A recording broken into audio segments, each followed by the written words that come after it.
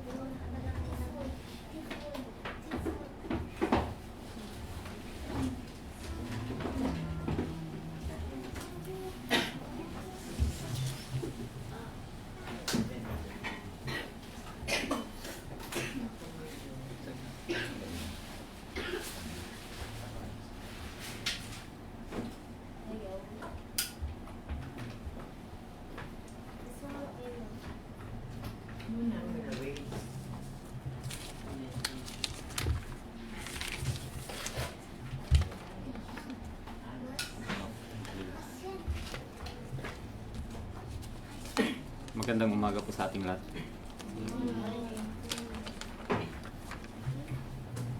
Para sa ating scripture reading, buksan po natin ang ating Biblia sa Psalm 46,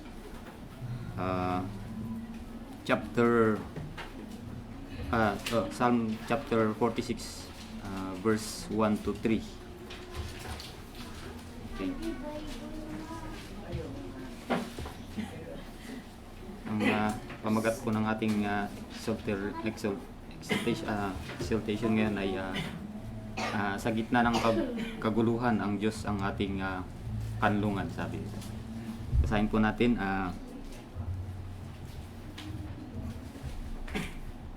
Verse 1, God is our refuge and strength and very present help in trouble.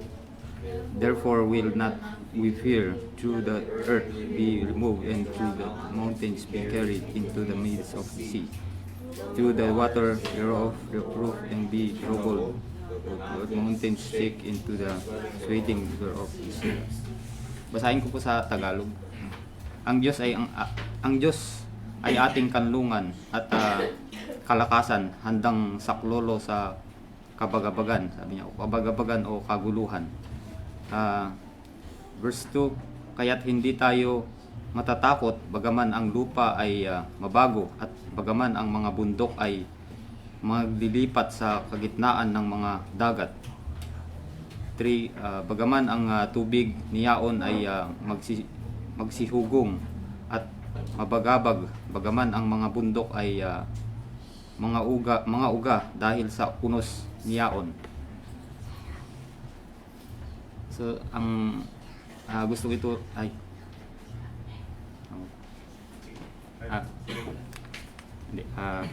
gusto ko po munang tawagin si Brother Ray para sa ating opening prayer.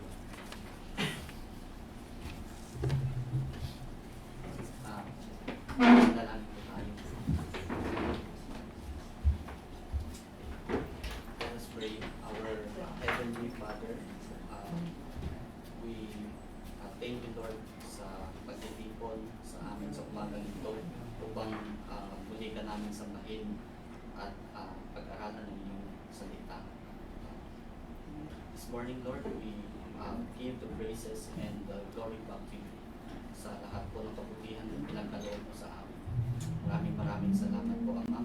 At sa amin pong pagsamba sa iyo, ikaw nawa ang aming makasama sa aming kalagitnaan. Ikaw nawa ang aming maging gabay, Lord, sa pag-unawa at sa pagtanggap ng inyong salita. Pakihanda po ang aming puso at isip. Pakilinisin po. Ilayo mo po kami sa mga distraction na pwede pong makasagabal sa pagtanggap ng inyong salita at lalong-lalo na po sa pagbibigay ng papuri at pasasalamat sa iyo sa pamamagitan ng aming pag-awit, ng aming fellowship, Lord, at sa pagsalo-salo sa iyong banal na salita.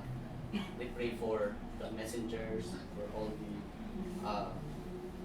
people, Lord, na nilagay mo sa gitna namin upang mangaral ng inyong salita.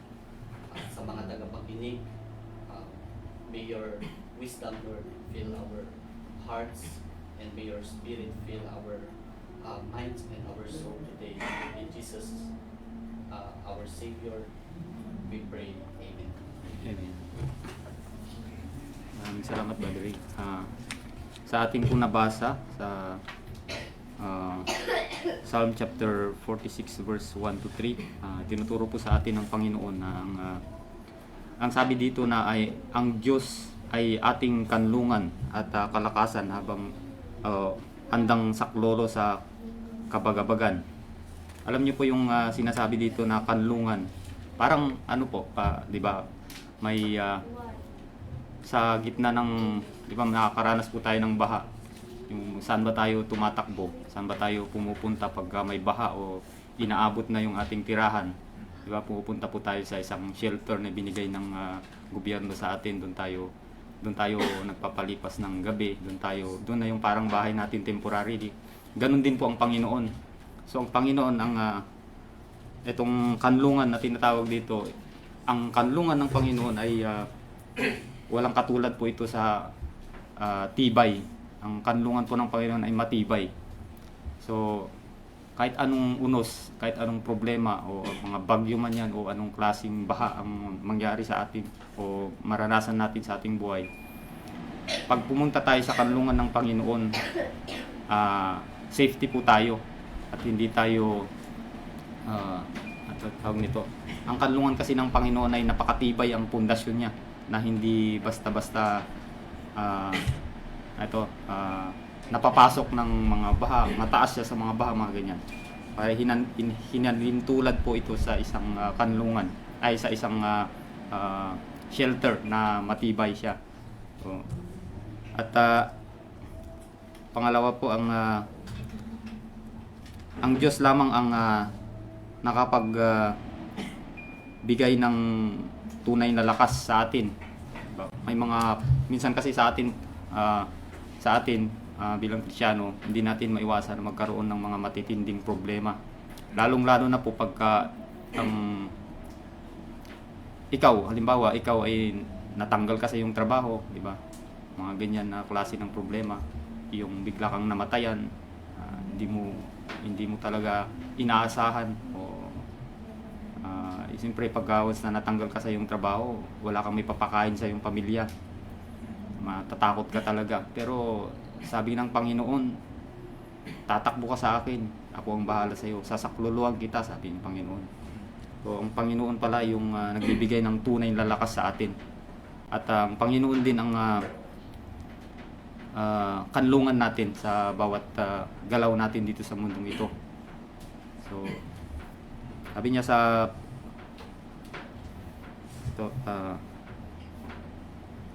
ang Diyos din ang pinakamabilis na nasasaklolo sa atin sa bawat problema na ating makakaharapin. Hindi kaya ng ating pera o ating kakayahan. Hindi kaya ng ating pera na sasaklolohan ka in terms of yung biglaan na problema. Siyempre, unang-una natin yan, walang iba kundi ang Panginoon. Kasi ang pera mo, alangan na sabihin mo, ito, may problem ako na, halimbawa, may sa kalsada, may problem na hindi mo inaasahan at hindi mo kayang gamitin yung pera mo para ma-save ka o na-disgrasya sa daan. Ang Panginoon lamang ang always present, 24/7 siya, na kaya tayong iligtas sa bawat oras. Kahit anong klaseng problema man yan,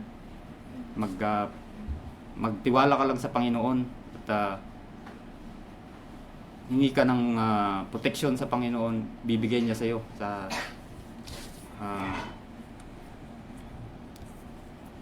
tamang oras.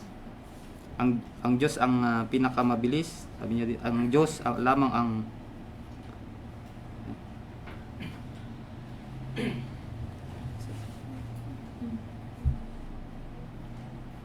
So sa Panginoon pala mananatili tayong malakas lagi dahil sa saklolo ng Panginoon. Tayo ay parang tayo ay walang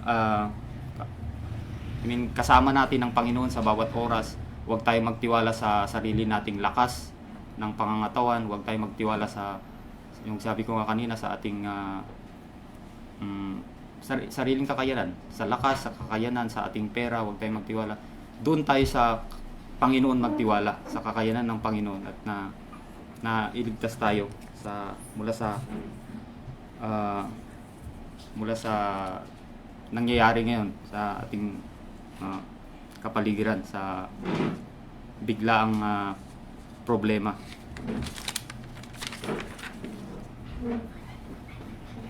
Sabi niya dito, kaya't hindi tayo matatakot bagaman ang lupa ay magbabago at bagaman ang mga bundok ay maglipat sa kagitnaan ng mga dagat. Sabi niya dito, di ba? Inalin tulad dito yung pagbabago sa ating buhay, yung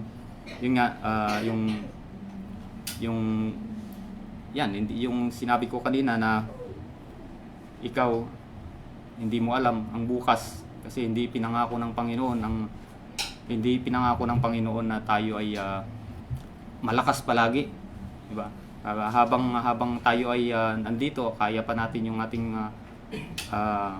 malakas pa yung ating katawan na magsilbi sa Panginoon, ay gamitin na natin sa Panginoon. Kasi ang sabi dito, yung inalintulan nga sa mga bundok na umuuga-uga, ganyan din ang ating buhay, na hindi natin alam bukas pala ay nawalan na tayo ng trabaho, bukas pala ay biglang nawala yung mahal natin sa buhay. Pero kung kasama po natin ang Panginoon at lagi tayong magtiwala sa kakayanan ng Panginoon na tayo ay kanyang poprotektahan sa bawat oras, ay hindi po tayo apektado sa mga ganong problema. Kahit anong problema na mangyari sa atin, kayang-kaya po natin tawag nito, ma-accomplish yan dahil sa tulong ng Panginoon. Lagi lang natin intindihin na kasama natin palagi ang Panginoon sa bawat oras, sa kahit anumang problema. Kasama natin ang Panginoon, yan po. Maraming salamat. Tawagin ko pang unang mag-lead sa atin ng hymns, Brother Liam.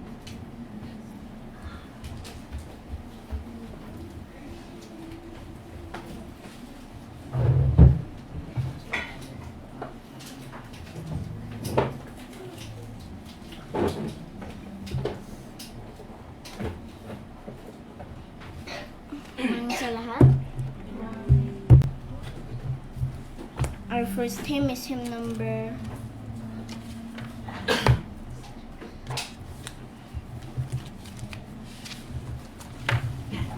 109.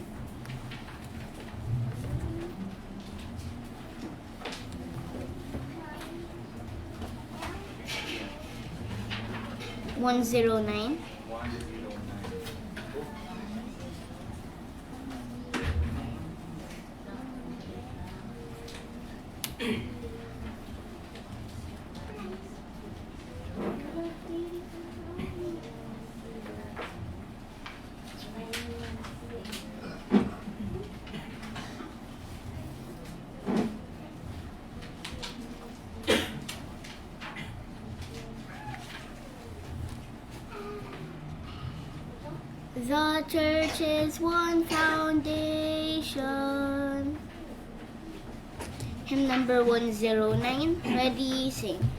The church is one foundation, is Jesus Christ her Lord. She is His new creation, by Spirit and the Word. From heaven He came and sought her to be His holy bride. With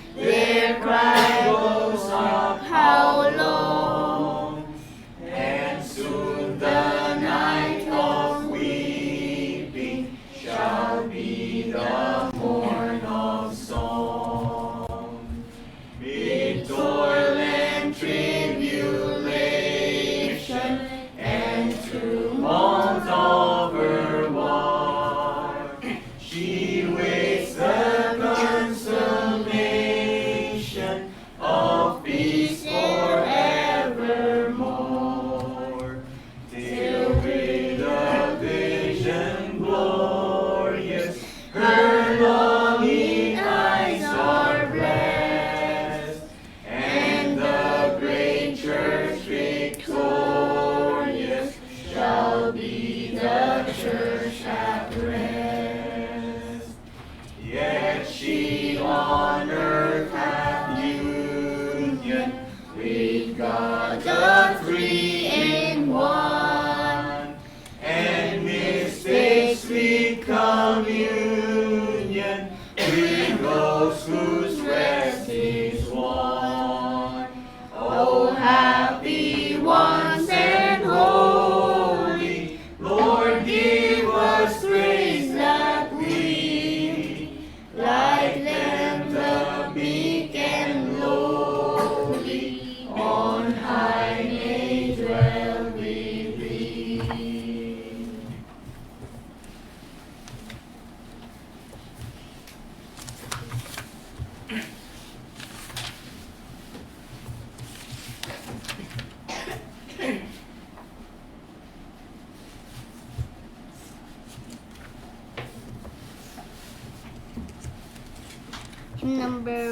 Our next hymn is hymn number 51.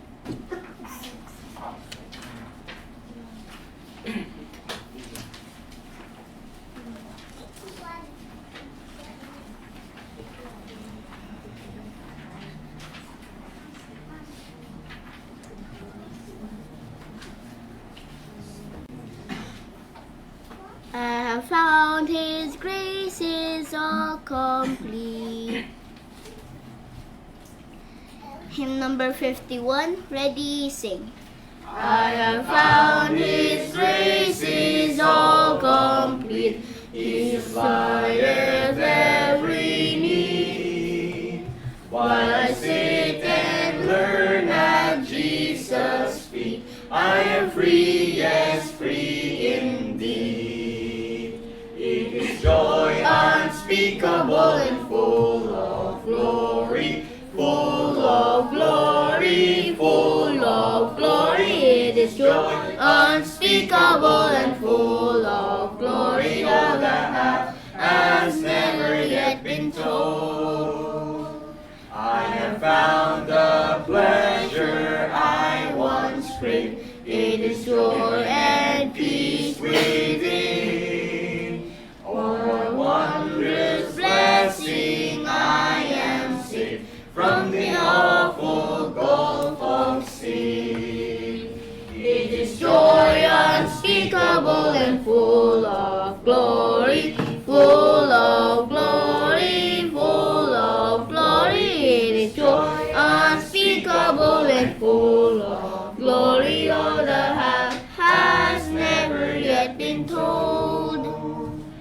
I have found the hope so bright and clear, in the living realm of grace.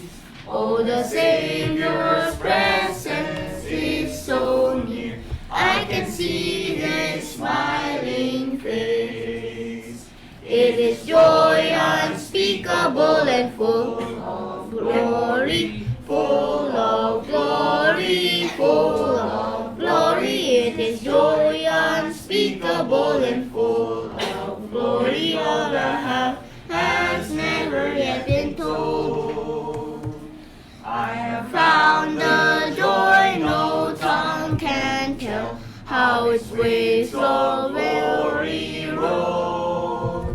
It is like a great overflowing well, springing up within my soul.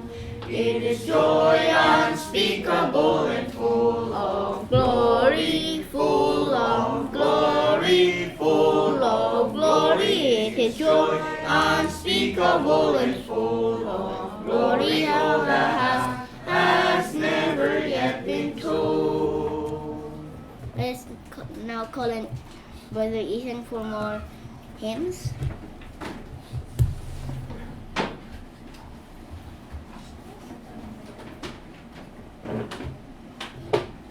Morning po sa lahat. Our next hymn is hymn number 453. 453, Rock That Is Higher Than I. 453.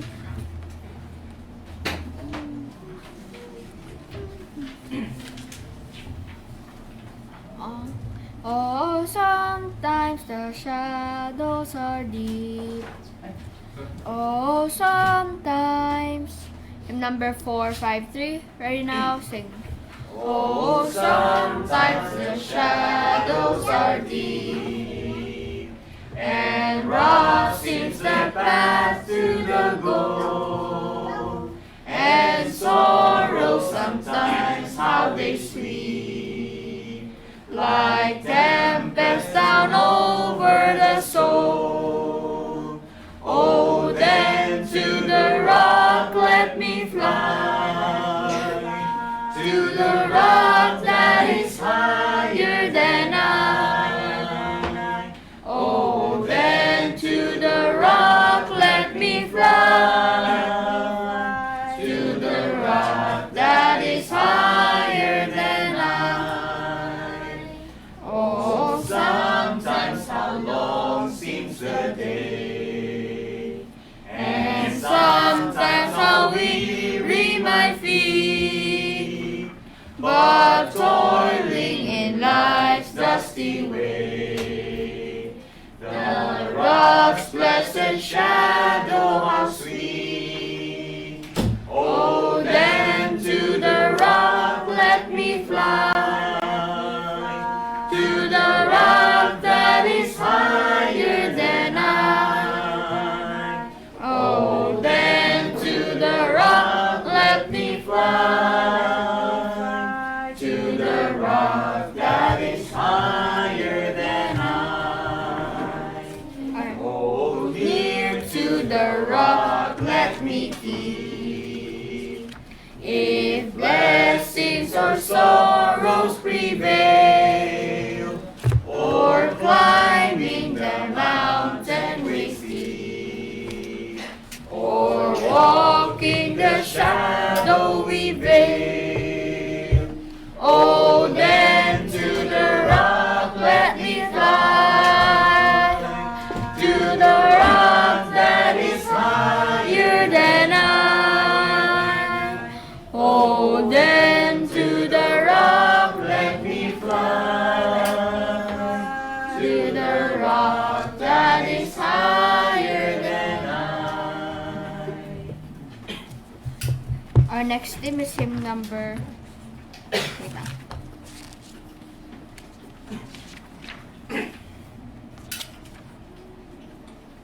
Four one seven. 417.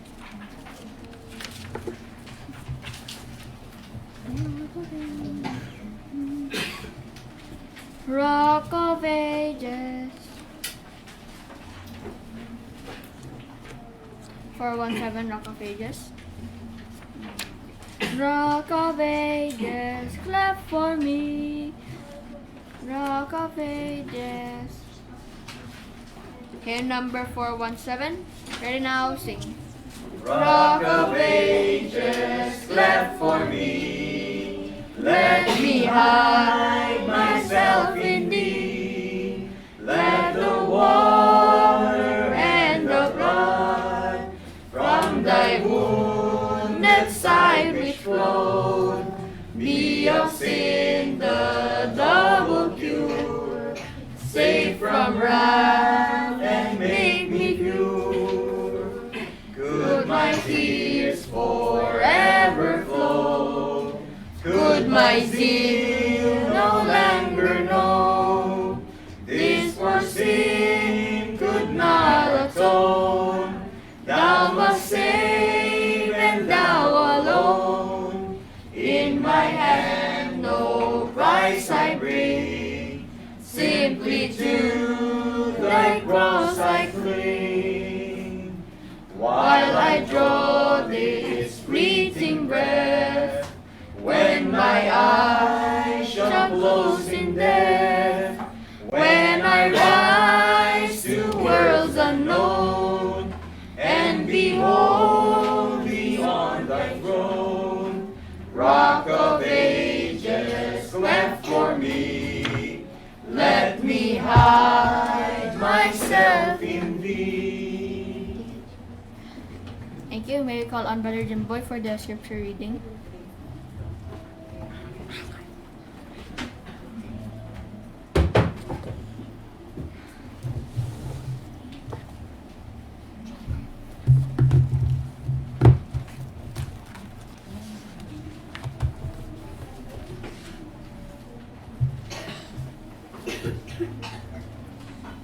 Good morning po sa lahat. So, today po, pag-aaralan natin for scripture reading yung book ni John the Apostle. Yung John the Beloved ang tawag sa kanya. So, mag-start po tayo sa chapter 1. Basahin po natin verse 1 hanggang 14.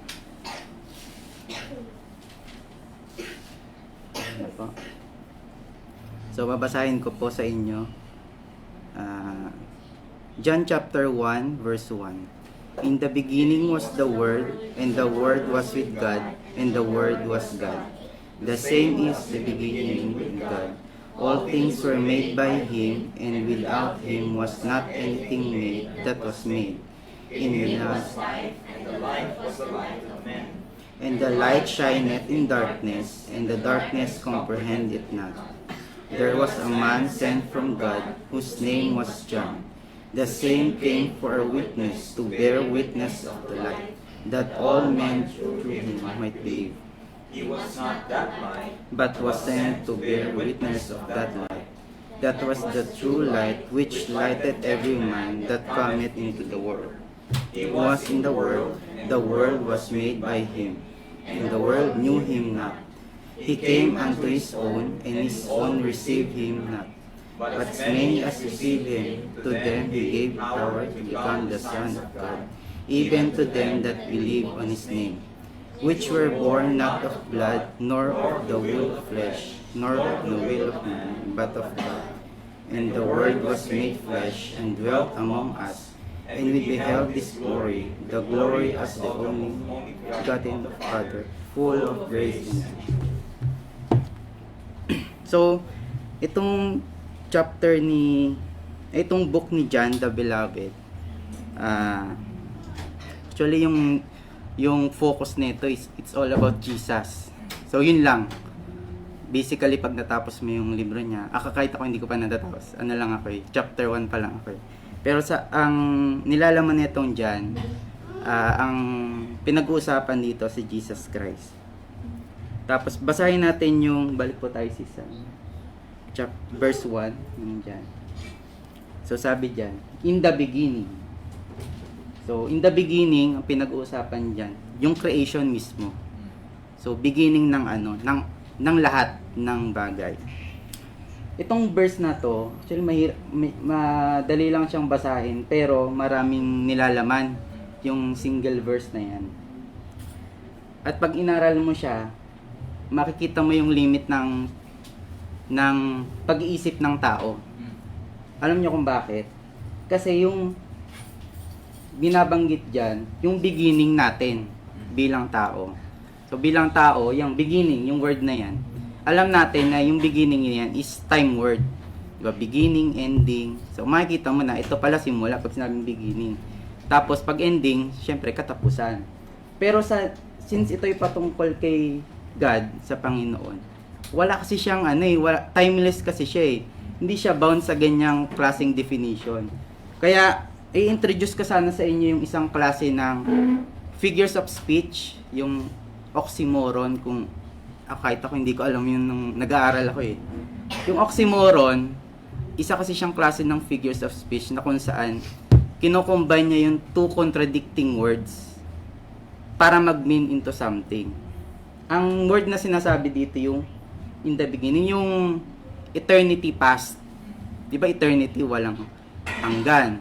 Tapos past, nakaraan. Pag pinagsama mo, somehow, madidescribe mo kung paano nagsimula to. Kasi sa tao, meron tayong meron tayong time.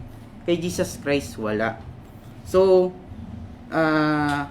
medyo nagets nyo ba yung eternity? Medyo mahirap kasi siyang Sa tao kasi, pag sinabi mo, in the beginning, dito nagsimula. Pero kay Jesus Christ, wala siyang ganong concept. So, parang ganon. Tapos, in the beginning was the Word. So, let's open our Bible to John chapter 17, verse 4 to 5.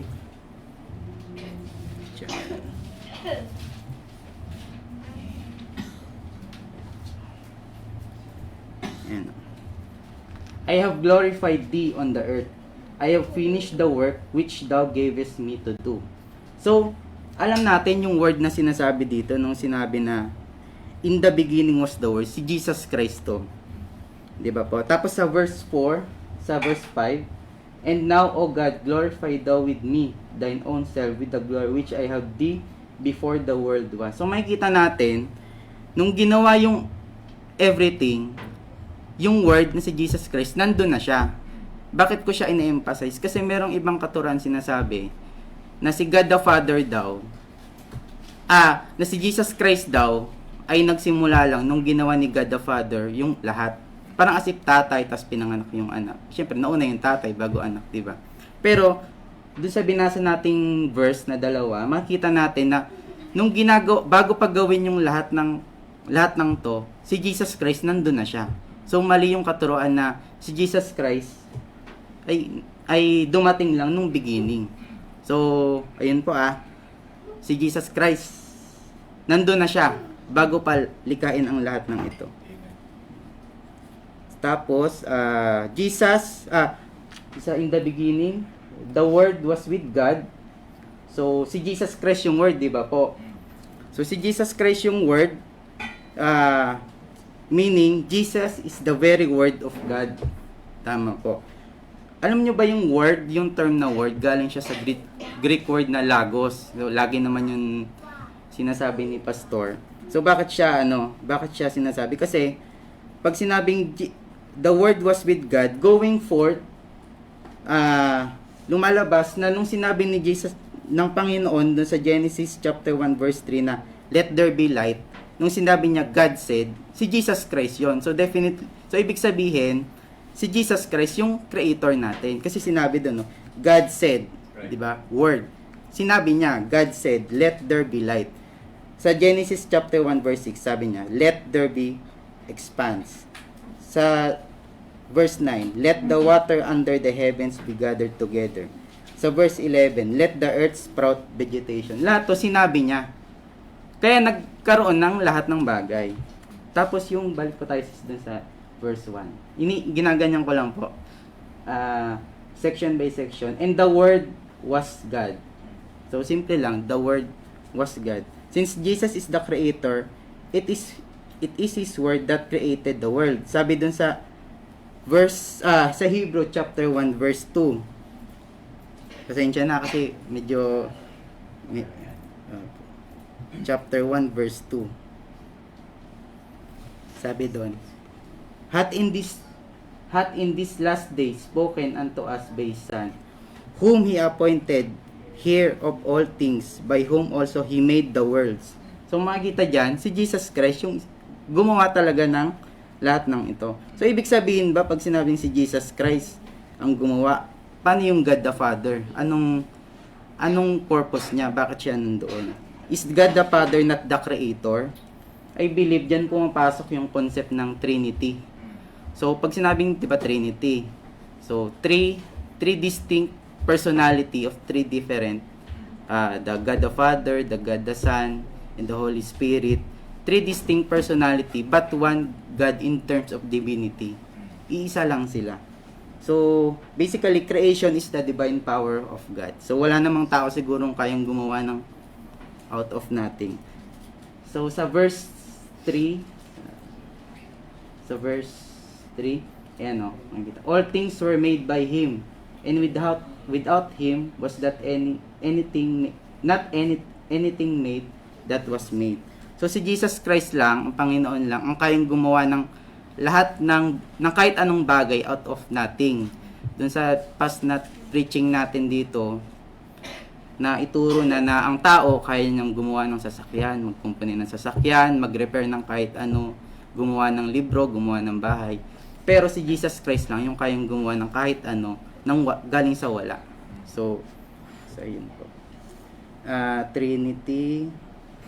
Tapos sa verse 1, balik po tayo, sorry. So, makikita natin dito, isa pang evidence na tatlong person to sa isang katauhan. Tandaan niyo yung sa Genesis chapter 1 verse 27, nung nag-uusap, sabi doon, let us make men into our image. So parang nag-uusap sila, yung tatlong person. Sino kaya ang kausap nila? Silang tatlo, syempre. Wala naman siguro silang kausap na angel kasi wala namang binabanggit na. Although may taong pangalan angel, pero walang tao na ginawa based doon sa angel. So, basically ganun. So, medyo mahirap kasing intindihin yung Trinity kasi ang pinag-uusapan natin dito yung Panginoon. Di naman natin topic ang tao kasi kung tao lang ang pinag-uusapan natin, di madali lang intindihin.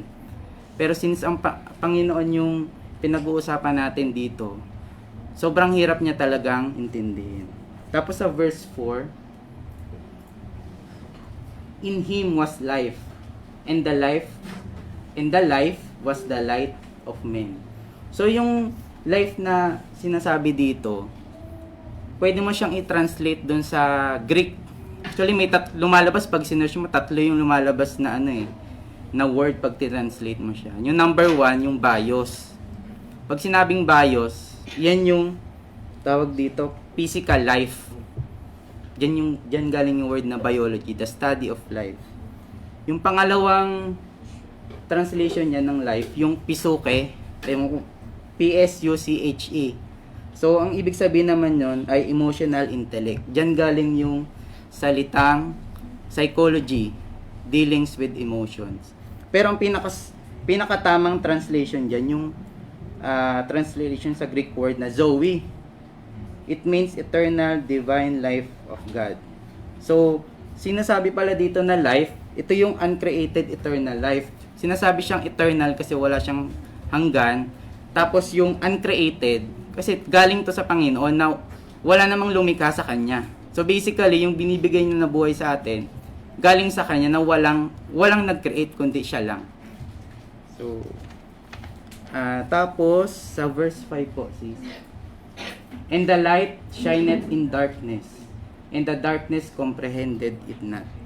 So, sa panahon natin ngayon, yung mankind kasi nabubuhay na tayo sa total darkness. The world is full of darkness.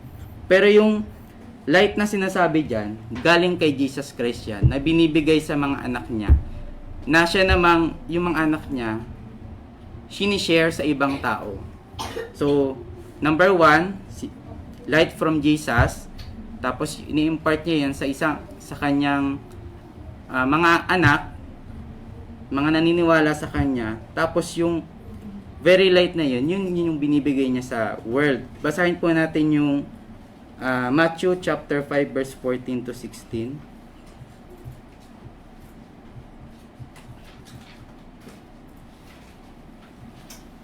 To 16, sabi dito,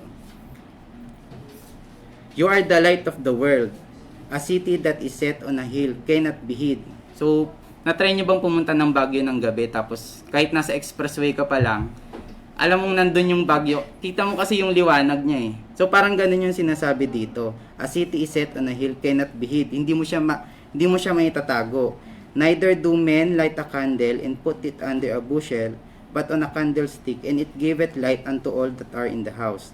Let your light so shine before men, that they may see your good works and glorify your Father which is in heaven. So yung good work na sinasabi dyan, yung light, yung good works na ginagawa natin bilang mga anak ng Diyos, hindi natin yung ginagawa para ma-post tayo sa Facebook na Good Samaritan, tumabait itong tao na to, para sumikat. Ginagawa natin yun para sa glory ng Panginoon. And then sa second part, yung the darkness comprehended not. Yung comprehend na sinasabi doon, pag tinranslate mo siya sa Greek word, it means to overcome or to control. So, pero sinabi doon, it will never be controlled. Yung darkness, hindi niya kayang kontrolin yung light. Kasi, the light is yung God na sinasamba natin. So, imposible. So aware naman tayo yung panahon ngayon, it's getting darker. Pero actually, walang word na darker. Kasi yung darkness, it's absence of light. So, pag pumasok ka sa kwarto mo ng gabi, tapos walang ilaw, di ba? Siyempre, dark yon. Pero pag binuksan mo yung ilaw, wala nang darkness kasi light na eh. So basically, ganun yung nangyayari sa mundo natin kasi wala nang light. Kaya may darkness. Pero hindi naman lahat ng tao may darkness.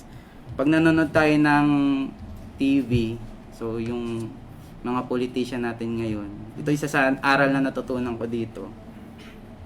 Siyempre, alam nyo naman yung flight control. Medyo personal na kasi siya kasi lahat tayo nakakaranas na agrabyado na tayo lahat. Pero sabi kasi dun sa James chapter 1 verse 19 to 20. James. Sabi doon.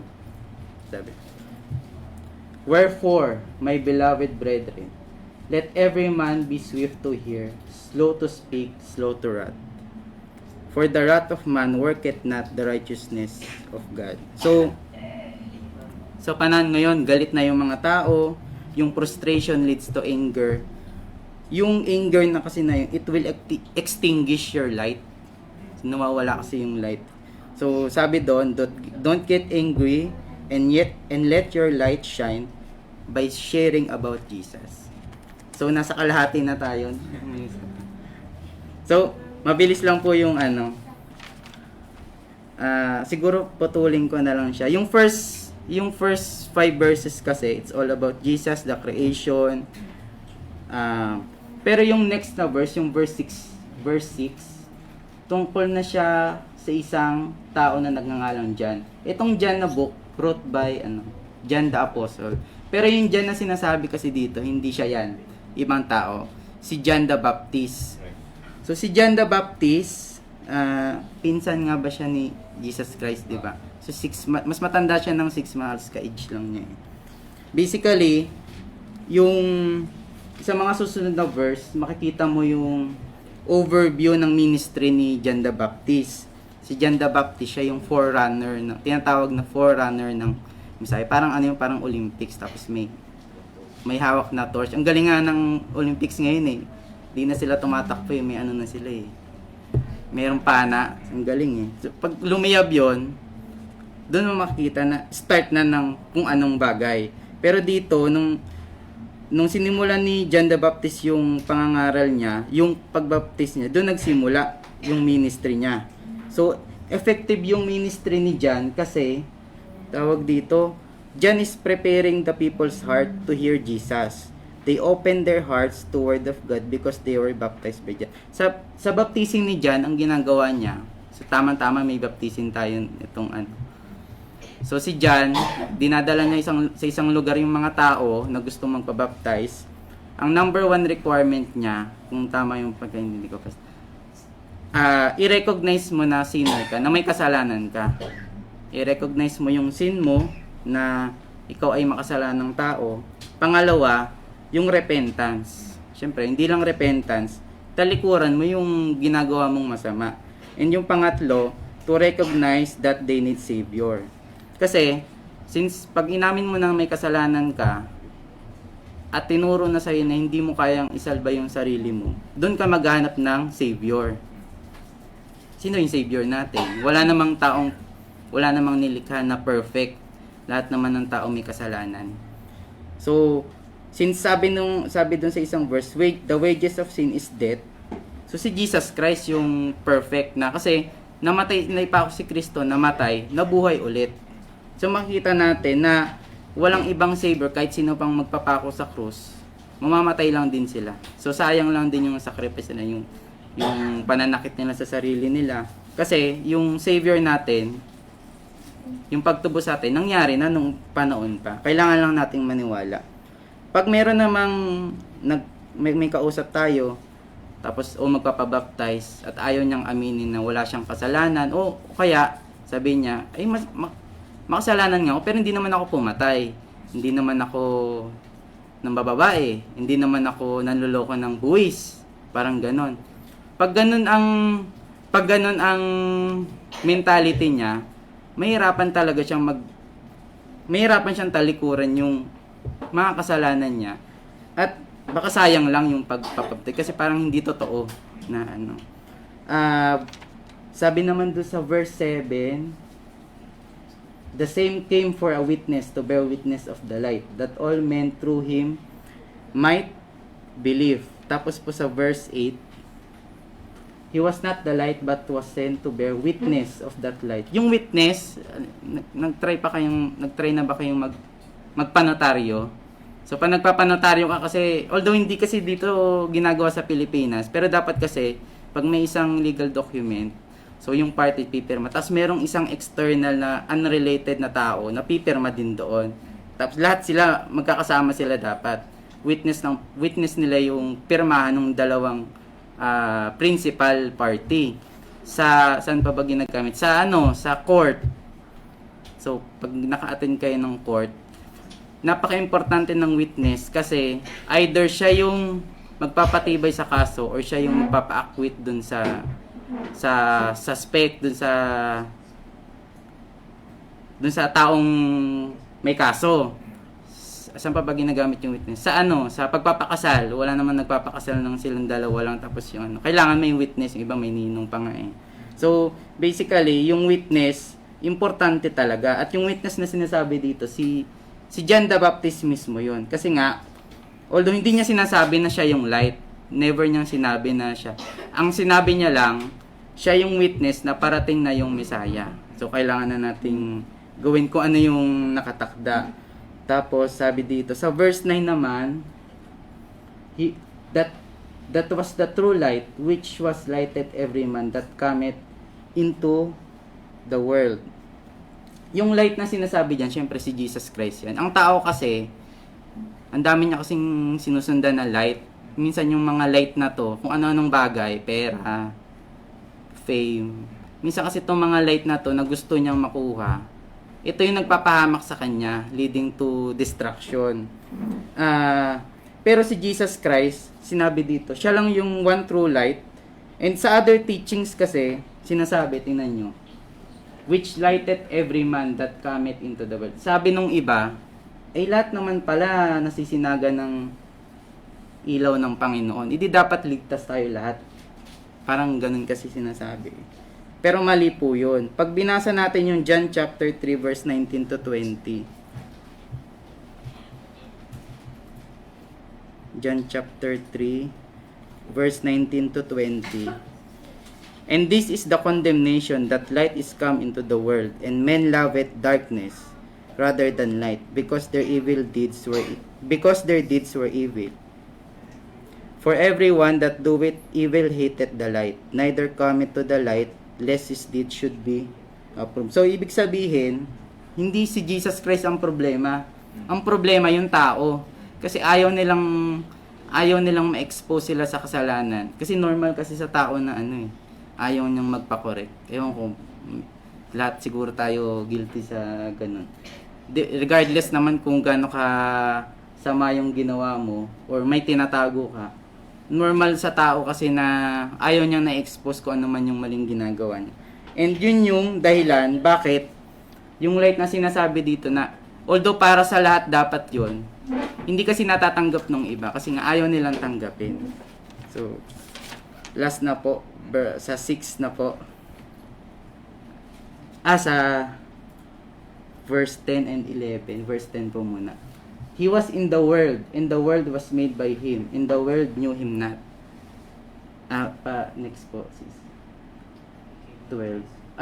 He came unto His own, and His own received Him not. So, sabi dito, di ba marami namang prophecy, alam naman ng mga Israelites ng mga taga-Israel, kung kailan, basically, ano yung mga, tawag dito? Ano yung mga marks na kung kailan dadating si Jesus Christ, paano siya dadating? Basically, alam nila yon kasi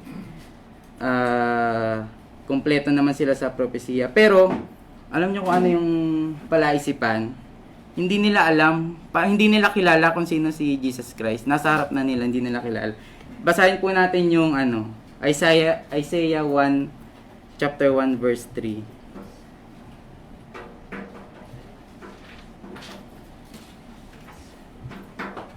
Isaiah 1:3. Tingnan nyo po. The ox knoweth his owner, and the ass, donkey yata ito, his master's crib, but Israel doth not know, my people doth not consider. So mapapansin nyo, tayong mga tao, lalo na yung mga Israel nung panahon na yun, sila yung kumpleto sa aral, supposed to be. Pero hindi nila kilala si Jesus Christ. Buti pa yung mga hayop. yung ox, yung donkey. Kahit yung diniscuss natin nakaraan, yung baka ba yun, yung naglakad papuntang Israel. Buti pa yung mga hayop na walang isip, alam nila kung sino si Jesus Christ. Tayong mga tao, hindi natin alam. Alam niyo kung bakit? Kasi, supposed to be, God in 3 person, tapos children of God. Nahati lang kasi pumasok sa equation yung sin. So, nung pumasok yung sin, we are literally incapable of recognizing the God who created us. So, even worse, may mga tao pa na nagsasabi, wala naman talagang Diyos. Ano lang yan? Wala naman tayong create. Nag-evolve lang tayo galing sa isang maliit na cell, tapos nagkaroon ng chemical mixture, tapos naging, after many years, naging tao tayo. Pero, pag mayroon tayong taong pag nakarinig tayo ng ganong klaseng paniniwala, basically, kino-confirm lang nila yung nasa verse 10 ng John chapter 1. Basahin po natin ulit.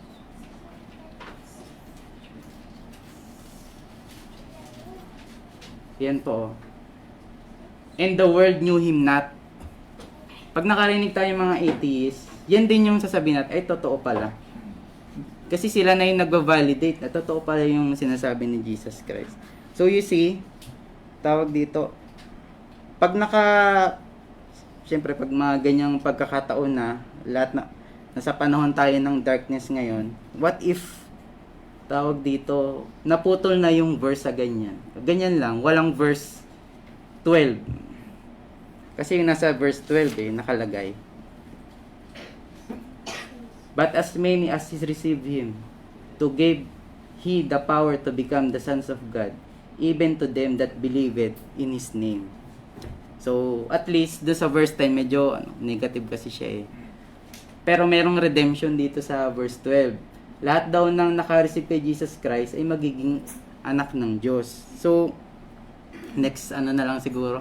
Putulin na lang po muna natin. So, basically, yun po yung babasahin natin sa susunod na po. Thank you po. Ay, for our next song leader, Brother Liam.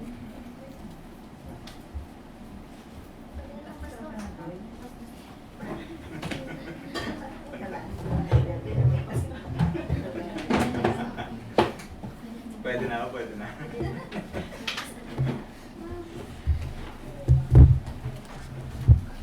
Our next hymn is hymn number 14. 10.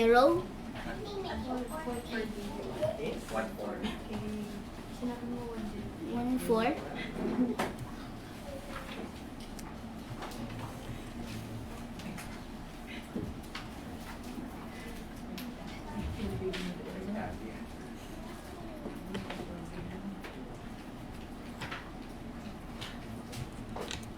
Come down, fount of every blessing. Hymn number 14. Ready, sing. Come down, fount of every blessing, Tune my heart to sing thy praise. Streams of mercy never ceasing, call for songs of loudest praise. Teach me some melodious sonnet, sung by flaming tongues above. Praise the mount I fixed upon it, mount of thy redeeming love. Here I raise my Ebenezer, hither by thy help I'm come, and I hope by thy good pleasure safely to arrive at home. Jesus sought me when a stranger, wandering from the fold of God. He to rescue me from danger interposed his precious blood. Oh, to grace how great a debtor daily I'm constrained to be. Let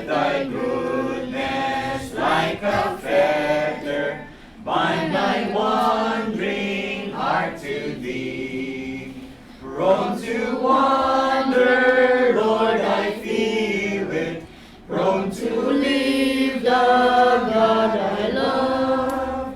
Here's my heart, no, take and seal it for thy course of love. Oh, the day when, freed from sinning, I shall see thy lovely face, richly clothing, blood-washed linen. I will sing thy sovereign grace. Come, dear Lord, no longer tarry. Take my raptured soul away. Send thine angels down to carry me to realms of endless day. Let's now call on Elder Dan for the message this morning.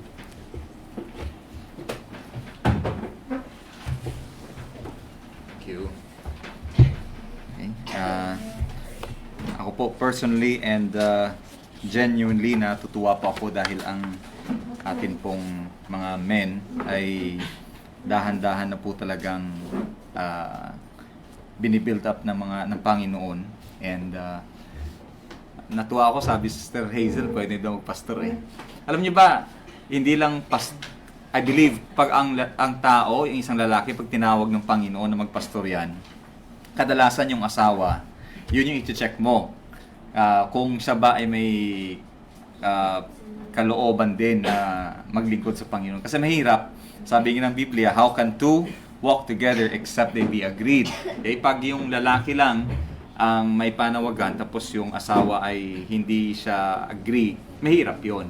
Kaya kung meron man taong tinatawag ng Panginoon, kadalasan dapat united sila sa kanilang purpose sa buhay. Pero hindi ko sinasabing magpastor na, no? Ang Panginoon ang tumatawag. Okay? Tayo naman nagte-train, tayo naman po ay nag-guide, pero ang pagtawag po sa paglilingkod sa Panginoon, lalo na sa pagiging pastor, ang Diyos po ang gumagawa niyan. Okay? Minsan pinapadaan sa asawa.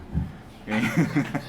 But anyway, maganda yung, in fact, yung ating opening kanina, Brother Rod, yung ating scripture reading din ni Brother Ray, kay Brother Jaime. Doon pa lang mismo, sasabihin mong mga mini sermon o in fact, i-consider mo na rin siyang preaching. I'm glad na hindi lang po isang preaching ang naririnig ninyo sa isang Sunday morning. It's almost as good as you are getting 3 messages every time that we worship the Lord. And that is a very good practice. Okay? Kasi yan naman po talaga ang pinakasentro ng ating pagsamba. Maliban po sa ating pag-aawitan. Now, ngayong umaga po, dagdagan ko na lang yung 2 unang mensahe, no? Gawin ko ng 3. So, 1 Samuel chapter 7. Okay? 1 Samuel 7, 1 to 14. Okay? 1 Samuel chapter 7 verse 1. And the men of Kirjath-jearim came and fetched up the ark of the Lord and brought it into the house of Abinadab in the hill, and sanctified Eleazar his son to keep the ark of the Lord. And it came to pass, while the ark abode in Kirjath-jearim, that the time was long, for it was 20 years. And all the house of Israel lamented after the Lord. And Samuel spake unto all the house of Israel, saying, If ye do return unto the Lord with all your hearts, then put away the strange gods and Ashtaroth from among you, and prepare your hearts unto the Lord, and serve him only, and he will deliver you out of the hand of the Philistines. Then the children of Israel did put away Baalim and Ashtaroth, and serve the Lord only. And Samuel said, Gather all Israel to Mizpah, and I will pray for you unto the Lord. And they gathered together to Mizpah, and drew water, and poured it out before the Lord, and fasted on that day, and said there, We have sinned against the Lord. And Samuel judged the children of Israel in Mizpah. And when the Philistines heard that the children of Israel were gathered together to Mizpah, the lords of the Philistines went up against Israel. And when the children of Israel heard it, they were afraid of the Philistines. And the children of Israel said to Samuel, "Cease not to cry unto the Lord our God for us, that he will save us out of the hand of the Philistines." And Samuel took a sucking lamb and offered it for a burnt offering holy unto the Lord. And Samuel cried unto the Lord for Israel, and the Lord heard him. And as Samuel was offering up the burnt offering, the Philistines drew near to battle against Israel. But the Lord thundered with a great thunder on that day upon the Philistines, and discomfited them, and they were smitten before Israel. And the men of Israel went out of Mizpah, and pursued the Philistines and smote them until they came under Bethkar. Then Samuel took a stone and set it before or between Mizpah and Shen, and called the name of it Ebenezer, saying, "Hitherto hath the Lord helped us." So the Philistines were subdued, and they came no more into the coast of Israel, and the hand of the Lord was against the Philistines all the days of Samuel.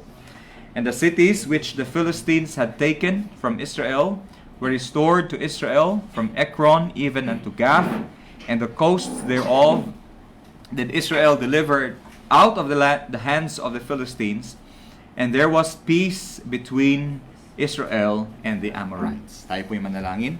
Amang banal at Diyos na makapangyarihan, salamat Panginoon sa kasaganahan ng inyong salita sa aming lokal na gawain. Salamat Panginoon dahil ang inyong salita siyang naipapangaral ng may kalayaan, Panginoon. At nawa, ito po ay aming tanggapin na merong kababaang loob at pagnanais, Panginoon, na isabuhay anuman ang aming mga naririnig, Panginoon. Pagpalain niyo po itong aming gagawin sa pangalan ni Jesus. Amen. Ang title po ng ating message ngayong umaga ay may pamagat po na Ebenezer. Okay? Madalas po natin siyang kinakanta, like yung kanta kanina sa Come Thou Fount. And yan po ay sinulat ng writer dahil siya din ay nakapag-realize na kung hindi po dahil sa tulong, pag-iingat at kaligtasan na binibigay ng Panginoon ang sumulat po ng kanta, alam niya na hindi po siya mabubuhay hanggang doon sa oras na kanyang naisulat po itong awitin na ito. And I believe itong mensahe po na ito ay nangungusap po sa bawat isa sa atin. Bata, matanda, yung mga nag-uumpisa pa lang sa buhay, yung mga nasa bandang dulo na ng buhay, na we can look at how the Lord preserved us. Paano po tayo iningatan ng Panginoon, ibinigay ng Panginoon ang ating mga pangangailangan, paano tayong iniligtas ng Panginoon sa mga sakuna, sa mga kasama pa po yung mga maling desisyon sa buhay, di ba? In fact, may mga ginawa po tayo sa buhay natin na alam natin na kung hindi lang dahil sa awa, hindi dahil sa ito po ay tinolerate ng Panginoon, kundi dahil sa habag ng Panginoon na instead yung konsekwensya po ng ating maling desisyon o ng konsekwensya ng ating kasalanan ay dapat magdadala talaga ng seryosong outcome, okay?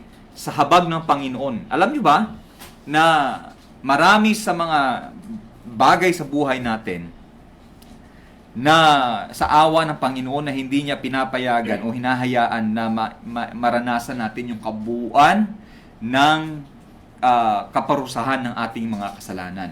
Kaya alam ng Panginoon kung gaano po tayo kahina.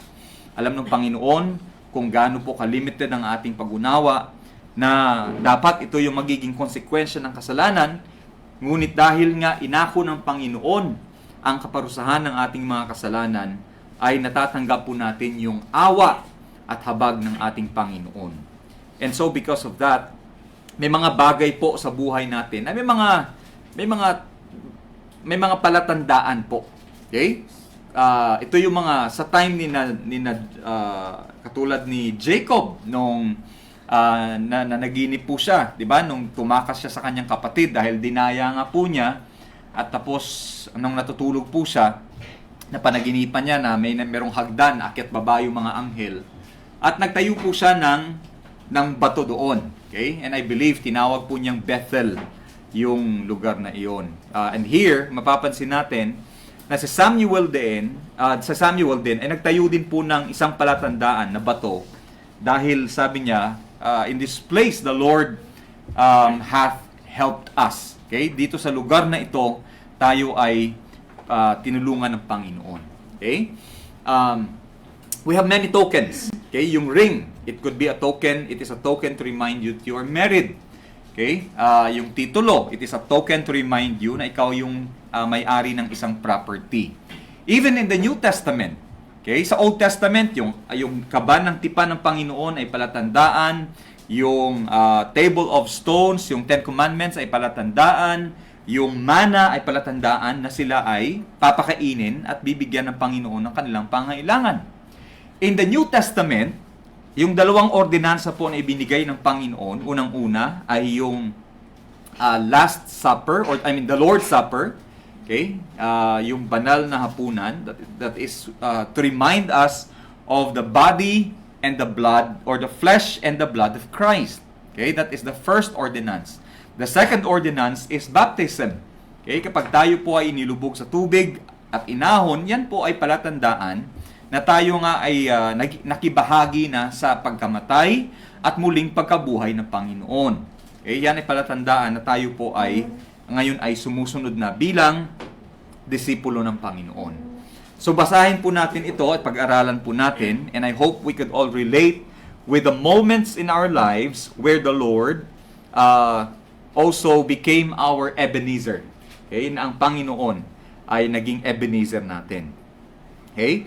So back to the story, ang nangyari po dito is kinuha po, di ba, naisoli na po yung kaban ng tipan or the Ark of the Covenant, pero hindi po nila inuwi sa Shiloh. Okay, nagstay po muna sa Kirjath Jearim, na isang bayan po ng Israel, and they appointed Eleazar na tagapag-ingat po ng kaban ng Panginoon.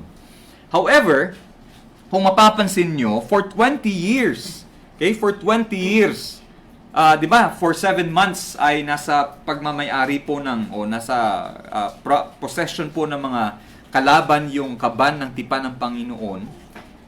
And yet, nung naisoli na po sa kanila yung Ark of the Covenant, for 20 years, nandun lang po. Okay? Nandun lang po yung Ark of the Covenant ng Panginoon. And in verse 2 it says, "It came to pass while the Ark abode in Kirjath Jearim, that the time was long. For it was 20 years. Okay? 20 years andun.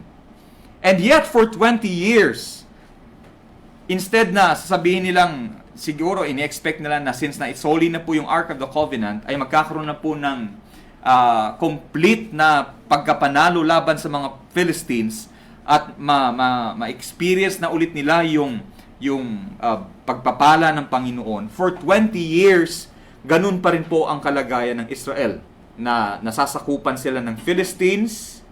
Okay, mga bayan po nila ay umuusok dahil sinusunog ng mga Philistines. Yung mga kalalakihan ay namamatay sa digmaan, yung mga kababaihan ay pinapatay ng mga Philistines. And because of that, for 20 years, ang sabi po dito, all the house of Israel lamented after the Lord.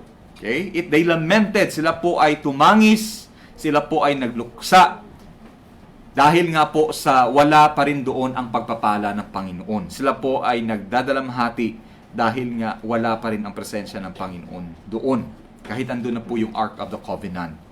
So it shows us that while the Ark of the Covenant was restored, nandun na po yung kaban ng tipan ng Panginoon, and yet the presence of God, the abiding presence or the Shekinah glory of the Lord, ay hindi pa rin po nanumbalik sa mga Israelita. Okay? And which shows us that you could be a religious person, and yet if there are if there is or there are unrepented sins, o pag merong mga kasalanan na hindi pa rin po tinatalikuran, you can remain to be a religious person because you go to church daily, you join the church activities as often as you can, and yet ay napakalayo pa rin ng abiding presence ng Panginoon sa buhay ng isang Kristiyano. Okay? And so, they lamented because of the recurring oppression of the Philistines. And so in verse 13, sabi ni Samuel sa kanila, okay, bilang isang judge ng Israel, in verse 3, and Samuel spake unto all the house of Israel, saying, if you do return unto the Lord, okay, kung gusto niyo talaga manumbalik sa Panginoon, kasi alam natin ang Panginoon po ay hindi lumilisan. Okay? Ang buong sanlibutan ay punong-puno ng kaluwalhatian at presensya ng Panginoon. Kaya kung meron man pong lumalayo sa Diyos, yan po ay ang tao. At kung meron man kailangan manumbalik sa Diyos, yun din po ay ang tao. Okay? Kasi normally ang unang step na ginagawa ng tao kapag siya po ay nagkakasala sa Panginoon, dahil nga po nagiging repulsive, okay? Nagiging parang hindi nakaka-intimidate yung kaluwalhatian, yung holiness ng Panginoon.